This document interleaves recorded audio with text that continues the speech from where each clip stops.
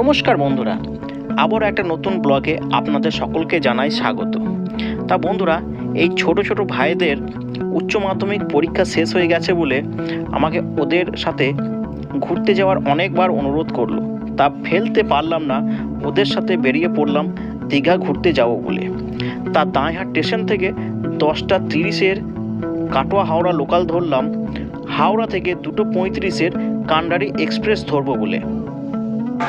এখন বাজে 2:20 আর এখন পৌঁছালাম হাওড়া স্টেশনে। প্রচণ্ড আজকে ভিড়, ট্রেন এখন লেট আছে। এখন বাজে 3:10-15, এখন ট্রেন ঢুকছে আর এই ট্রেনটা আশা করা ছিল 2:45-এ। চলো বন্ধুরা, এবার ট্রেনে উঠবো, উঠতে থেকে তারপরে বাদ বাকি আবার সব কিছু শেয়ার করবো।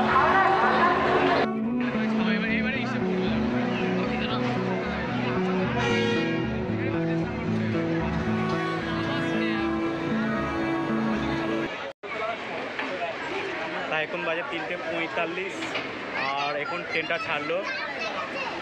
দেখি কটার সময় আমরা ওখানে পৌঁছাই, আর যতটা সম্ভব আমি চেষ্টা করছি আপনাদের সঙ্গে আজকের জার্নিটা আপনাদের সঙ্গে শেয়ার করার।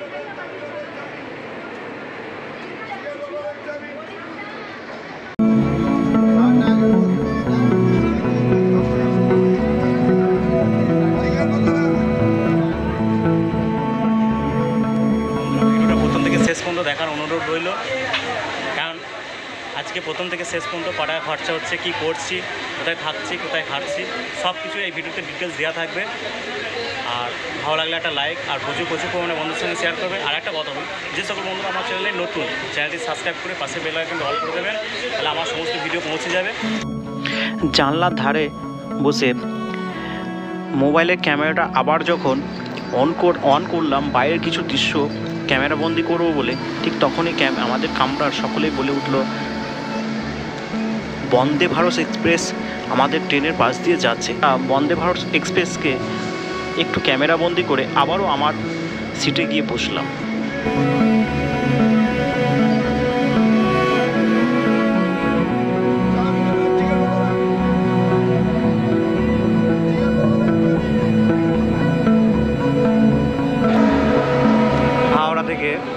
প্রথম টপিস হচ্ছে সাঁতরাগাছি। জানলার ধার থেকে সুন্দর প্রাকৃতিক দৃশ্য দেখতে দেখতে কখন যে সাঁতরাগাছি থেকে রামনগর রেল স্টেশনে পৌঁছে গেছি বুঝতেই পারলাম না। তা এর পরের টপিস হচ্ছে দীঘা। আর এখন বাজে 7:28।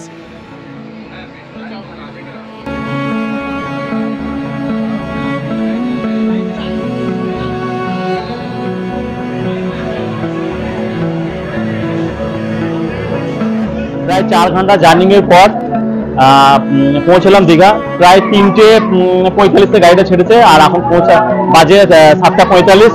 তা বন্ধুরা, এখন আছি আমরা দীঘা স্টেশনে। তা এরপরে এবার আমরা ওখানে কি করছি না করছি সবটা শেয়ার করবো। তা বন্ধুরা, প্রথম থেকে শেষ পর্যন্ত যেন সঙ্গে থেকো, আর ভিডিওটা ভালো লাগলে একটা লাইক আর প্রচুর পরিমাণে বন্ধুদের সঙ্গে শেয়ার করবে। আমরা সকলে রেল স্টেশন থেকে গুটি পায়ে বেরিয়ে পড়লাম হোটেলে যাওয়ার উদ্দেশ্যে। কারণ যেহেতু আমাদের হোটেল অলরেডি অনলাইনে বুকিং করা ছিল, সেহেতু আমরা হাঁটা পথেই আমরা চলে যাচ্ছি এখন হোটেলে। তা আমাদের হোটেলটা যেহেতু স্টেশন থেকে খুব কাছেই ছিল, সেই জন্য আমরা আর অটো বা টোটো করিনি, আমরা হাঁটা পথেই চলে গেছিলাম হোটেলে। এই হচ্ছে আমাদের হোটেলের রুম। হোটেলে এসি আমাদের সকলের হয়ে গেছিলো মাথা খারাপ। তা সে কারণটা আমরা বলছি, তার আগে হোটেলের রুমটা একটু দেখিয়ে নিই। তা আমরা ঘরের ভেতরে ঢুকে তো আমাদের মাথায় পড়লো বাজ, কারণ হচ্ছে আমরা যে হিসেবে ছবি দেখে আমরা বুকিং করেছিলাম সেই হিসেবে ঘরের এক কোণা পর্যন্ত নয়, মানে যেটা ভেবেছিলাম তার পুরো উল্টো। তা সেহেতু আমাদের সকলের মন ভেঙে গেছিলো, আমরা ভেবেছিলাম আর হোটেলে থাকবো না, কিন্তু রাত্রি হয়ে গেছে আর আমরা সকলে টায়ার্ড ছিলাম। ওই জন্য এই ঘরে আবার আমরা সকলে মিলে একটা ডিসিশন নিলাম, দিয়ে আবার ঘরে আমরা চলে আসলাম। তা সেই ফাঁকে একবার ঘরটা পুরো টোটালটা চেক করে নিলাম, যাতে আমরা ঘর ছাড়ার সময় যদি কোনো রকমের প্রবলেম যাতে না হয়। তার সাথে ভিডিওটাও বানিয়ে রাখলাম, যাতে বলতে না পারে যে এখানে এটা ছিল ওখানে ওটা ছিল, সেরকম টাইপের যাতে না বলতে পারে, তার জন্য আমরা নিজের সেফটির জন্য একটা ছোট্ট বড় ভিডিও বানিয়ে রেখেছিলাম। চেক করে ফ্রেশ হয়ে আমাদের নিচেতেই একটুখানি গিয়ে একটা খাবার হোটেল ছিল, আমরা গেলাম। তা নিরামিষ ভাত 80 টাকার থালি, খুব সুন্দর খাবার। তা আমরা নিয়ে খাওয়া দাওয়া করে আবার হোটেলের দিকে চলে আসলাম, কারণ খুব টায়ার্ড ছিলাম। সকাল 10টা থেকে রাত্রি 8টার মধ্যে ট্রেনে জার্নি করার পর আর ভালো লাগছিল না কিছু, তাই আমরা সকলে মিলে সকাল সকাল শুয়ে, মানে আর সেদিনকে আর ঘুরিনি গো, সকাল সকাল শুয়ে আমরা প্রায় 4টে নাগাদ আমরা সকলে মিলে উঠে পড়েছিলাম, যেহেতু সূর্যোদয়টা দেখব।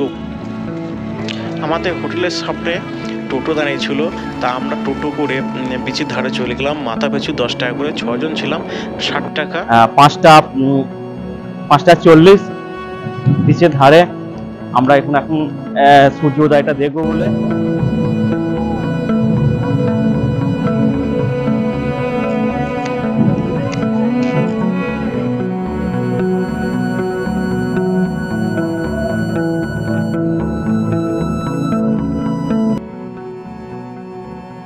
তা আমাদের কপালটা খারাপ ছিল বলে, মেঘলা মেঘলা ওয়েদার ছিল, কুয়াশায় ঘেরা ছিল বলে আমরা সূর্য উদয়টা দেখতে পাইনি। যখন সূর্য মামাকে দেখা গেল তখন অনেকটাই ওপরে।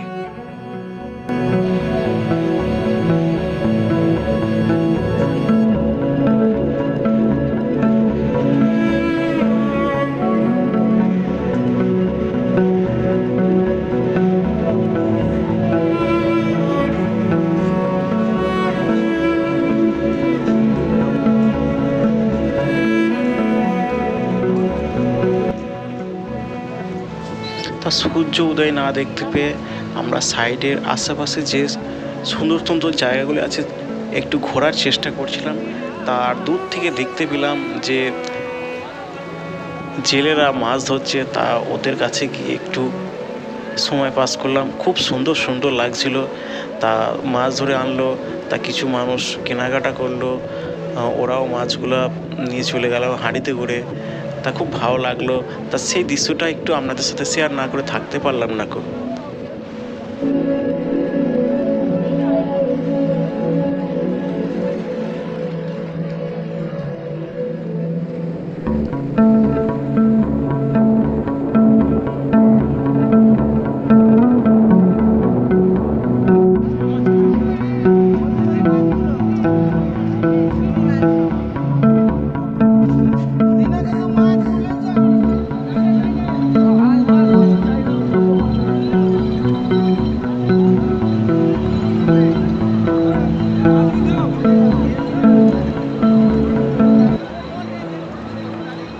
মানে কতক্ষণ ঘোরাবে? এই ঘাট থেকে একটা রাউন্ড দেবে 100 টাকা, আর দুজনে হচ্ছে 150 টাকা। বোটের রেট কত করে? এই লাল বোটগুলো 150 টাকা পার হেড আছে, এই লালগুলা, এইগুলো আর ওইগুলো জেটস্কিগুলো আছে 600 টাকা পার হেড। ওই স্পিড বোটগুলো সিঙ্গেল, হ্যাঁ সিঙ্গেল ওগুলো 600 টাকা পার হেড। আর 5-6 জন যদি একসঙ্গে থাকি, এইটাতে 10 জন 12 জন করে যায়, 10 জন 12 জন করে যায়, এক একটা বোটে যায় 150 টাকা পার হেড। তো ওয়েদারটা একটু খারাপ আছে, তার জন্যে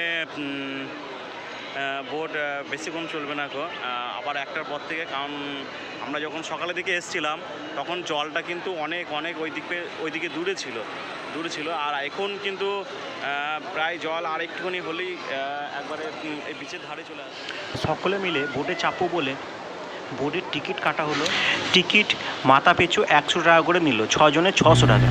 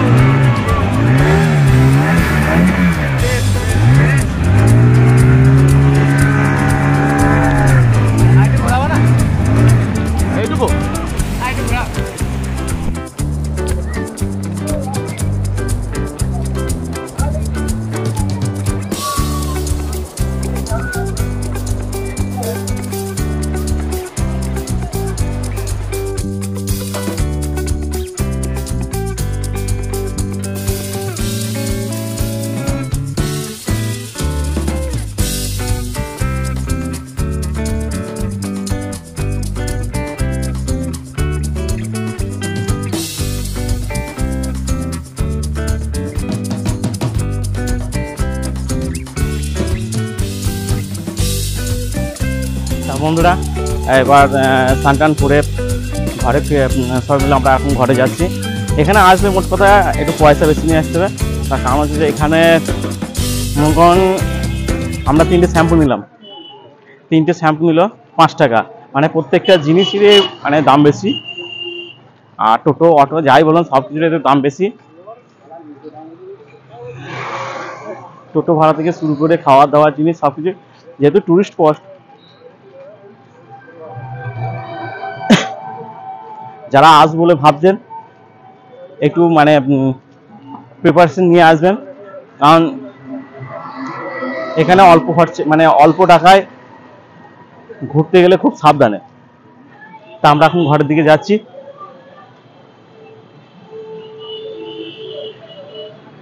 আমরা যে হোটেলে আছি সেই হোটেলটাও দেখাবো, তার কারণ আছে। কারণ হচ্ছে যে আমরা যে এক বলে বুকিং করছিলাম আর একটা ঘর দিয়েছি।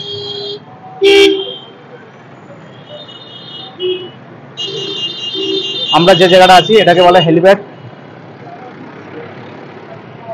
এই জায়গাটার নাম হেলিপ্যাড।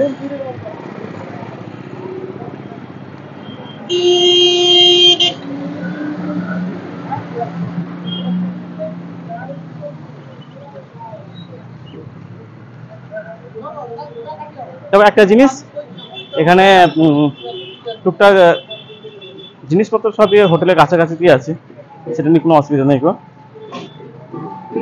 কিন্তু জিনিসপত্রের দামটা একটু বেশি।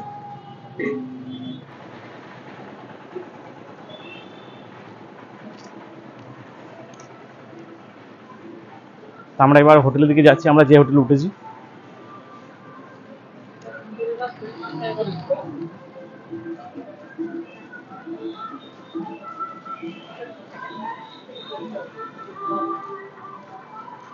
আমরা যে হোটেলে উঠেছি এইটা হচ্ছে সেই হোটেল।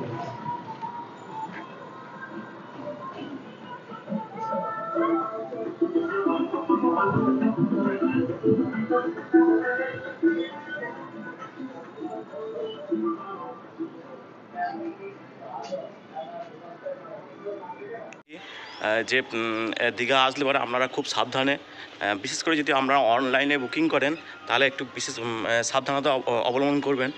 আমাদের দেওয়ার কথা ছিল একটা রুম, আর মানে ছবিতে যেসবগুলো পাঠিয়েছিল এসে তার পুরো উল্টো। তা আসার পর প্রায় আমাদের বেজে গেছিলো এখানে এই হোটেলে আসতে প্রায় 8টা সাড়ে 8টার মতো সামথিং বেজে গেছিলো। তা এসে তো মানে সত্যি কথা বলতে এসে ঘর দেখে আমাদের তেমন পছন্দ হয়নি, মানে যেহেতু ছবিটা যেটা দেখেছিল তার পুরো উল্টো। তা আমরা কি করব, আমাদের ওই ঘর দেখে আমাদের মাথা খারাপ। আমরা তখন ভাবলাম একবার এই ঘরে আর থাকবো না গো। তারপর আবার দেখলাম এত মানে প্রায় 8 ঘন্টা জার্নি করার পর আর ভালো লাগলো না। যে আমরা কি করলাম, ওই রুমেই থেকে গেলাম। ওই রুমেই থেকে গেলাম। তা প্রায় রুম ভাড়া নিল আমাদের 3 দিনে নিল 3000 টাকা রুম ভাড়া।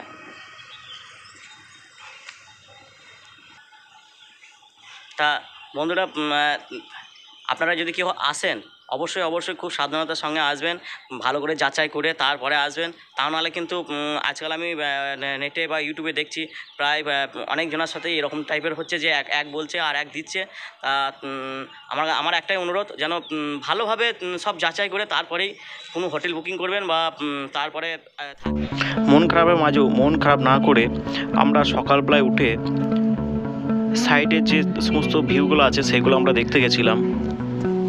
তার টোটোওয়ালা সঙ্গে এক কন্ট্যাক্ট করলাম। টোটোওয়ালা মাথা পিছু 100 টাকা করে নেবে বললো, 600 টাকা। তা প্রথমে কাজু বাদামের বাগানটা থেকে শুরু করলো।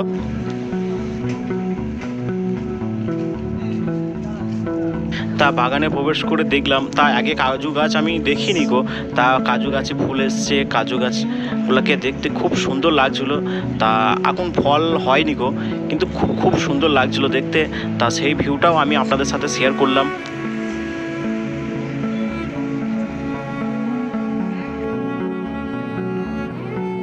তা বন্ধুরা, আপনাদের কেমন লাগলো অবশ্যই যেন কমেন্ট বক্সে জানাবে।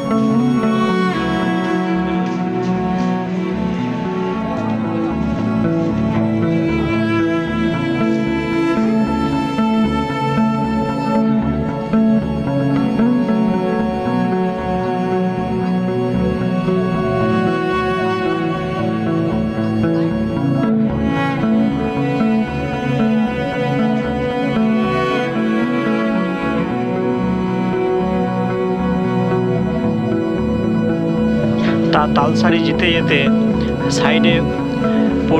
সাইডে প্রচুর পানের বরদ তথা পান চাষ হচ্ছে, তা সেটা একটু আপনাদের সাথে শেয়ার করব।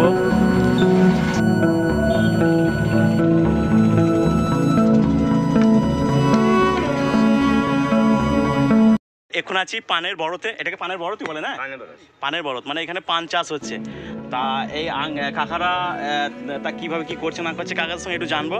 তার আগে একবার একটু এটা ঘুরিয়ে মানে পুরো জমিটা আমি একবার ঘুরিয়ে দেখিয়ে দিচ্ছি।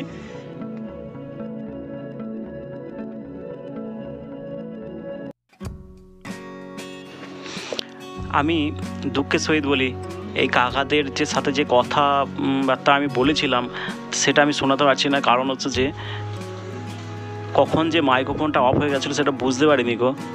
তার ফলে কাকাদের কথাবার্তাগুলো আমি আপনাদের সঙ্গে শেয়ার করতে পারলাম না।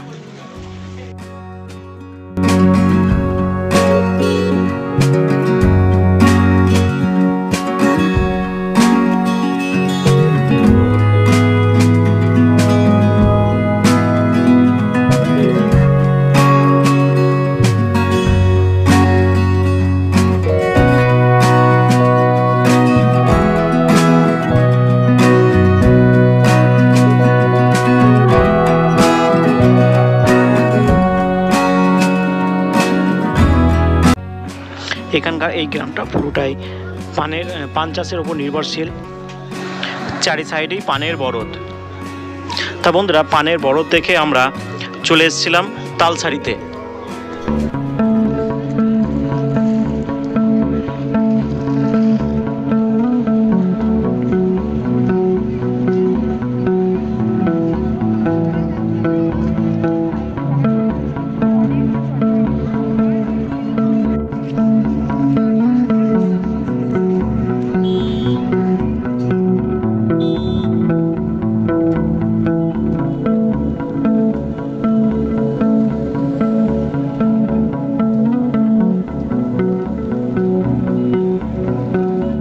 বন্ধুরা, এখন আমি আছি চন্দ্রশেখর মন্দিরে, আর মন্দিরে পুজো দেবো আর বাবার দর্শন করবো আপনাদের ঘরে। তা বাবার দর্শন করে কেমন লাগলো বন্ধুরা অবশ্যই যেন কমেন্ট বক্সে জানাবে, আর ভালো লাগলে একটা লাইক আর প্রচুর পরিমাণে বন্ধুদের সঙ্গে শেয়ার করবে। তা আজকে আমি এসে দেখছি অনেকটাই লাইন পড়েছে, এই দেখো বন্ধুরা কতটা লাইন পড়েছে।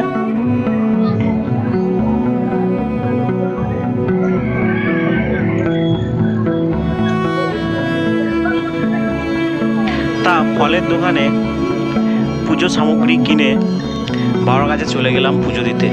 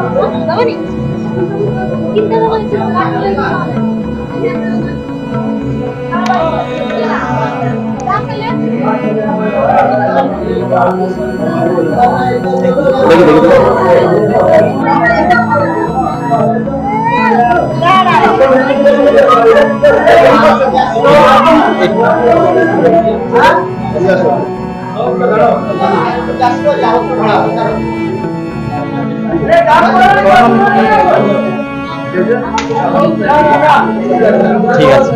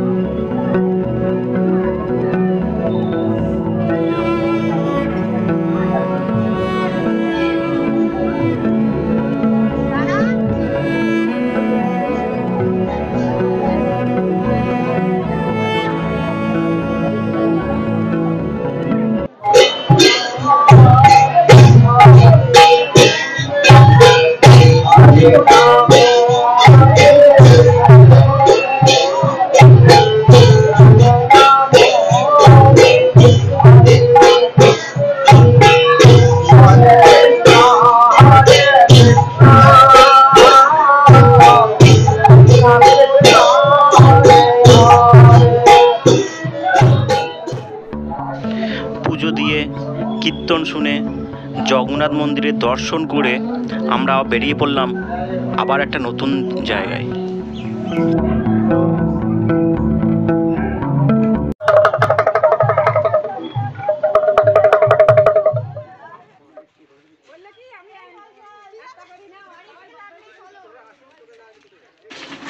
চন্দনেশ্বর মন্দিরে পুজো দিয়ে আমরা চলে আসলাম ওসিয়ান ঘাটে।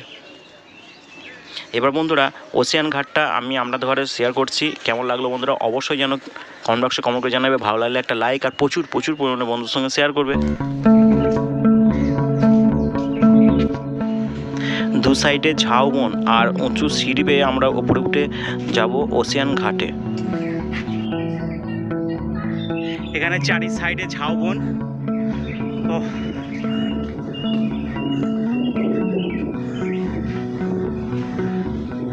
অসম অসম, চারি সাইডে ঝাউবন।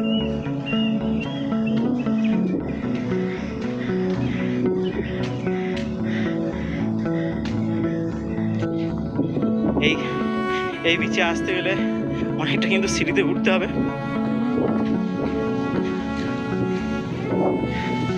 ও সেই লাগছে সেই লাগছে।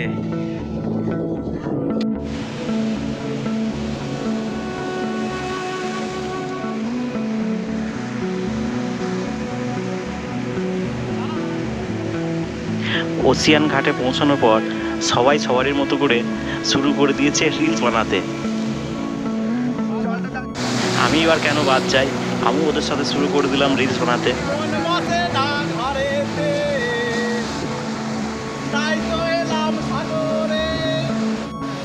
আমরা যে কারণে দীঘা ঘুরতে এসেছিলাম সেটা পূরণ হলো ওসিয়ান ঘাটে এসে।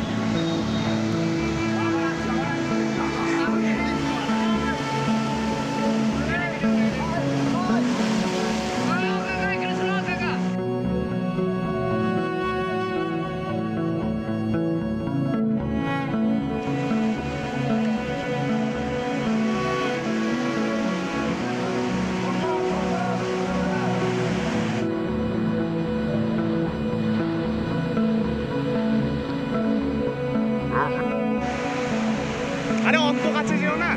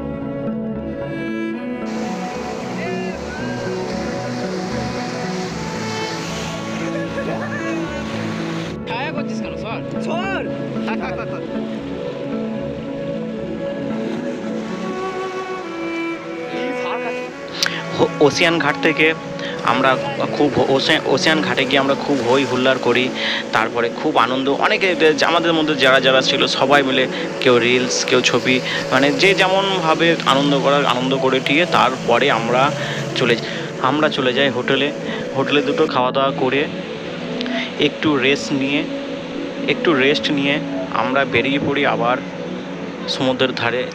আমরা আবারও সমুদ্রের ধারে চলে আসি সন্ধেবেলাকার আর মনোরম পরিবেশটা উপভোগ করার জন্যে।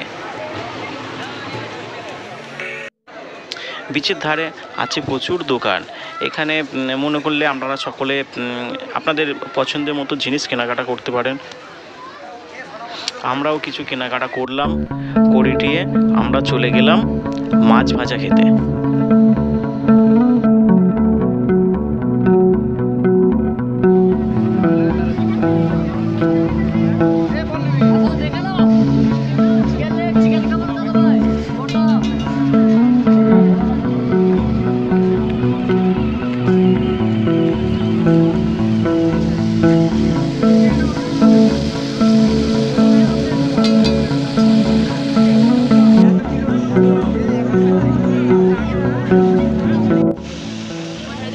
তাই এখন আমরা মাছ ভাজা খেতে এসেছি আর 3টে ছোটো অক্টোপাস নিলাম, যদি ভালো লাগে তাহলে বড় অক্টোপাসটা নেবো।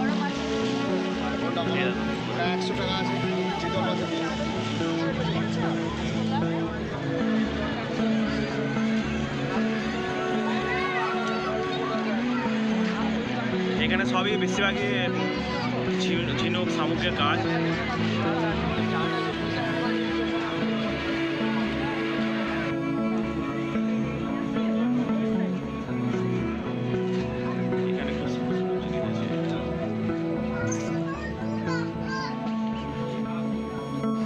বিচের ধারে যখন গেছিলাম, ওখানে গিয়ে মাছ ভাজা খেলাম, তারপরে কিছু কেনাকাটা করলাম। কেনাকাটা করার পর যখন আমরা আমাদের হোটেলে রুমে ফিরে আসছিলাম, তখন দেখছি হঠাৎ জাহাজ বাড়ির উপরের সাইনবোর্ড দিয়ে আগুন জ্বলছে। ওখানে থাকা স্টাফদের আমরা জানাই, তা বহু কষ্টের পর স্টাফেরা এই আগুনটি তাদের নিয়ন্ত্রণে নিয়ে আসে।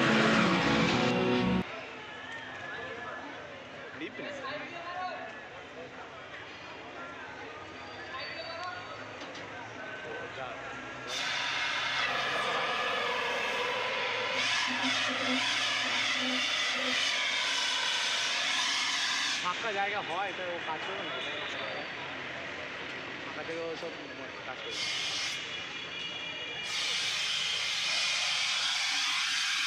এইবার ভালো জায়গাটা পেয়েছে, গ্যাসটা না শেষ হয়ে গেলে হলো, ভালো জায়গা পেয়েছে।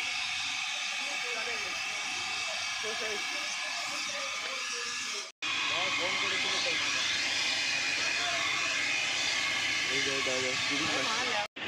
এরপর আমরা ঘরে চলে যাই, দিয়ে সকাল সকাল খাওয়া দাওয়া করে শুয়ে পড়ি, কারণ পরের দিন সকালবেলায় 10:30টায় ট্রেন। স্টেশনে এসে দেখি ট্রেন লেট আছে, তা 10:30টার পরিবর্তে 12:15 ছাড়বে। ট্রেন দেরি আছে বলে ওই জন্য আমরা একটু স্টেশনটা ঘুরে নিলাম। তা বন্ধুরা, এবার বাড়ি যাওয়ার পালা। তা আজকের ভিডিওটা কেমন লাগলো অবশ্যই কমেন্ট বক্সে কমেন্ট করে জানাবে। ভিডিওটা ভালো লাগলে একটা লাইক, কমেন্ট ও প্রচুর পরিমাণে বন্ধুদের সঙ্গে শেয়ার করবে।